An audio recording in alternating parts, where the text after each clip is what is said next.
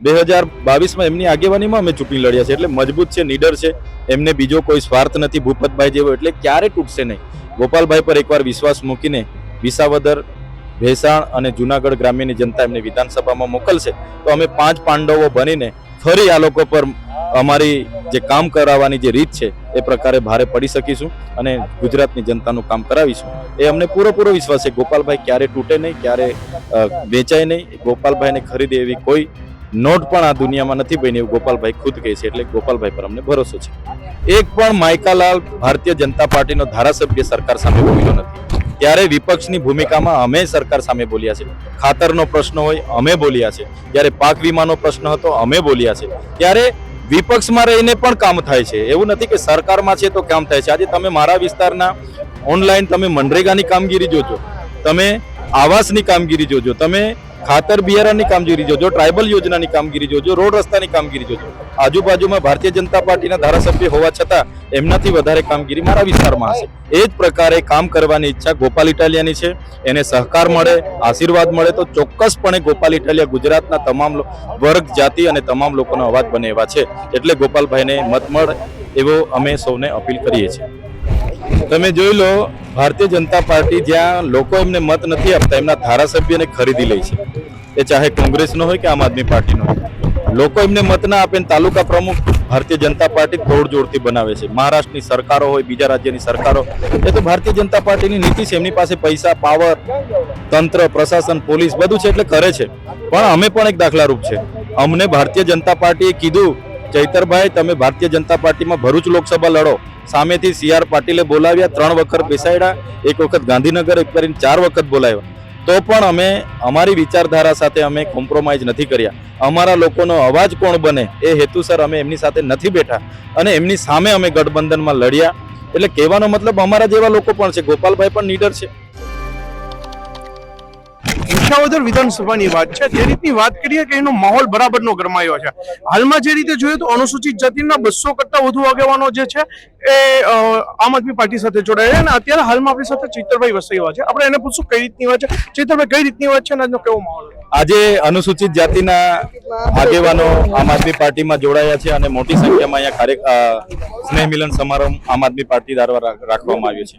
ત્યારે અનુસૂચિત જાતિના આગેવાનો પણ જોઈ છે કે કયા ઉમેદવાર સારા છે, કયા ઉમેદવાર એમના અધિકારો માટે લડશે, એમના હકો માટે લડશે, એમના પ્રશ્નોના નિરાકરણ માટે લડશે. તો સર્વાનુમતે સર્વાની નજરમાં ગોપાલભાઈ ઇટાલિયા નજરમાં આવે છે અને ગોપાલભાઈ સાથે અમે કામ કર્યા છે. અમને પૂરો ભરોસો છે, વિશ્વાસ છે. ગોપાલભાઈ ઇટાલિયા માત્ર વિસાવદર જ નહીં, માત્ર ભેસાણ અને જુનાગઢ જ નહીં, પણ ગોપાલભાઈ ઇટાલિયા જે દિવસે ચૂંટાઈને આવશે એ SC હોય, ST હોય, માઇનોરિટી હોય, OBC હોય, ખેડૂત હોય, વિદ્યાર્થી હોય, રોજગાર હોય, બેરોજગાર હોય, કર્મચારીઓ, બધા જ લોકોનો અવાજ ગોપાલભાઈ ઇટાલિયા વિધાનસભામાં બનશે. એક મજબૂત વિપક્ષ નેતા તરીકેની ભૂમિકા નિભાવશે. એને ધ્યાને રાખીને અમે પણ બધાને અપીલ કરીએ છીએ કે ગોપાલભાઈ ઇટાલિયાને તમારા સહકાર અને આશીર્વાદની જરૂર છે. બધા જ SC, ST, OBC, minority, Patidar, Rajput તમામ વર્ગના લોકો ગોપાલભાઈને વિધાનસભામાં મોકલીને એમને ગુજરાતનો અવાજ બનાવો એવી સૌને અપીલ પણ હું કરું છું.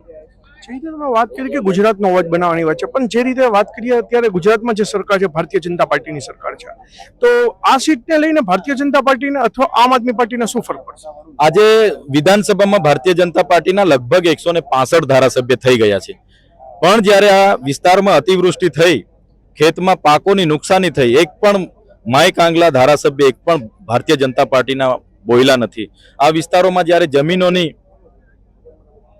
જ્યારે માપણી થઈ અને બધાના સર્વે નંબરો ફેરવાઈ ગયા, ત્યારે એક પણ માયકાલાલ ભારતીય જનતા પાર્ટીનો ધારાસભ્ય સરકાર સામે બોલ્યો નથી.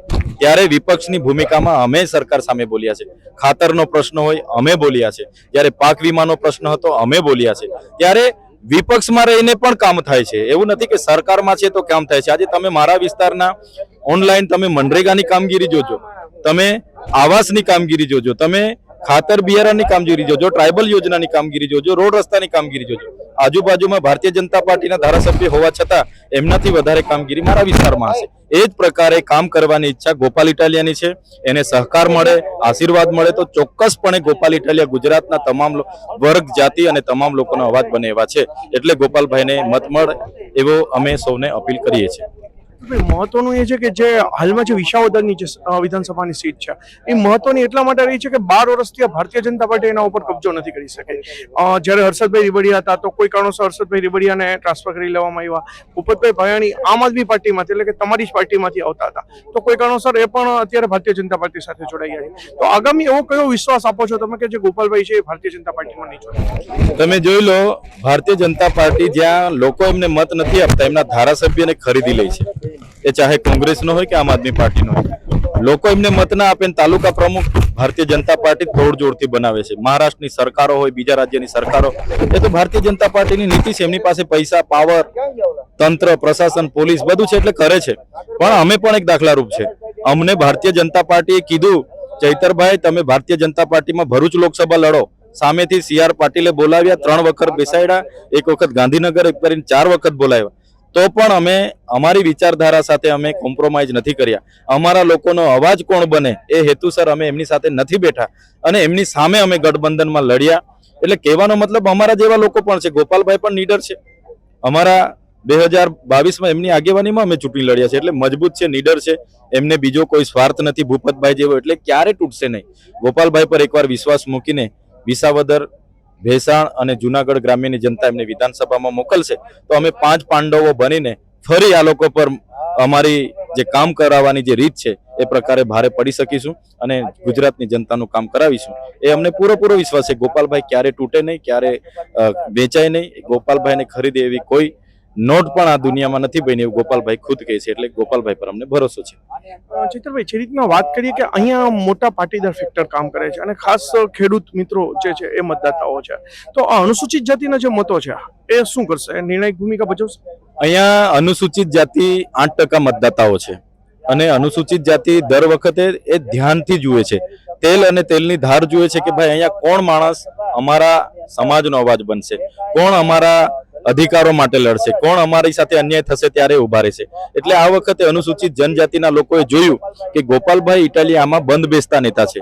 આમ આદમી પાર્ટી તમે જુઓ ને, આમ આદમી પાર્ટી દિલ્હી અને પંજાબમાં ચૂંટાઈને આવી, સૌપ્રથમ બાબા સાહેબ આંબેડકર અને ભગતસિંહનો ફોટો તમામ કચેરીઓમાં લગાવવા માટેનો એમણે આદેશ જાહેર કર્યો. જેવી ભારતીય જનતા પાર્ટી આવી એ તમામ બાબા સાહેબનો ફોટો અને ભગતસિંહનો ફોટો હટાવીને નરેન્દ્રભાઈ મોદીનો ફોટો લગાડી દીધો. તો અમે સંવિધાનને લઈને ચાલનારા લોકો છે, બાબા સાહેબના વિચારધારાને લઈને ચાલનારા લોકો છે. આજે હું એસટી સમાજમાંથી આવું છું. આજે આમ આદમી પાર્ટીએ મને પણ આટલો મોટો મંચ પૂરો પાડ્યો છે. અમારા અમૃતભાઈ અમારા સંગઠન મંત્રી છે ગુજરાતના, એસસી સમાજમાંથી આવે છે. એટલે કહેવાનો મતલબ એક આમ આદમી પાર્ટી એવી છે કે જે તમને કામ કરવા માટેનું ખુલ્લું મોકળું મેદાન આપે છે, તમારા સામાજિક અધિકારો માટે લડવાનું મેદાન આપે છે. એટલા માટે અમે સૌને કહીએ છીએ કે આમ આદમી પાર્ટીને 8% જે અનુસૂચિત જાતિના લોકો છે સહકાર આપે અને ગોપાલભાઈને વિધાનસભામાં મોકલે. એ જ અમારે આજે પ્રયાસો હતા અને આજે અમને જાણીને આનંદ થયો. અમારા હસ્તે જે અહીંના કરતા હરતા જે વડીલો હતા, મનસુખભાઈથી લઈને બધા 200 લોકો અમારી સાથે જોડાયા છે અને એમણે અમને વિશ્વાસ આપ્યો છે કે ગામે પોતે ગોપાલભાઈ ઇટાલિયા બનીને ફરવાના છે અને ગોપાલભાઈને મત અપાવવાના છે. એના પરથી આપણે કહી શકીએ છીએ કે ગોપાલ ઇટાલિયા વિસાવદર વિધાનસભામાં મજબૂત છે. ચૈતરભાઈ, જે રીતે વાત કરીએ કે ગોપાલભાઈ મજબૂત છે, પણ કેટલા મતની લીડ કાઢશે? ગોપાલભાઈ 25 થી 30 હજાર મતોની સરસાઈથી લીડથી જીતે છે એવો મારો વ્યક્તિગત અંદાજ કહે છે. જે પ્રકારે મારી વિધાનસભાનો માહોલ હતો એ જ પ્રકારનો માહોલ અહીંયા ગોપાલભાઈ ઇટાલિયાના છે. મારે વિધાનસભામાં 43,000થી વધારેની મને લીડ મળી હતી. તો ગોપાલભાઈને 25 થી 30 હજારની લીડ મળશે એ હું પૂરા દાવા સાથે કહી શકું છું. તો મિત્રો, આ હતા ચૈતરભાઈ વસાવા, જેને આખો એક અંદાજ વ્યક્ત કર્યો છે. અને મહત્વનું એ છે કે જે અનુસૂચિત જાતિના જે લોકો છે, આજે એ જ સમાજ જે છે એ જ અહીં મહત્વની નિર્ણાયકની ભૂમિકા ભજવવાનો છે. સાગર નિર્મલ, નિર્ભય ન્યૂઝ, જુનાગઢ.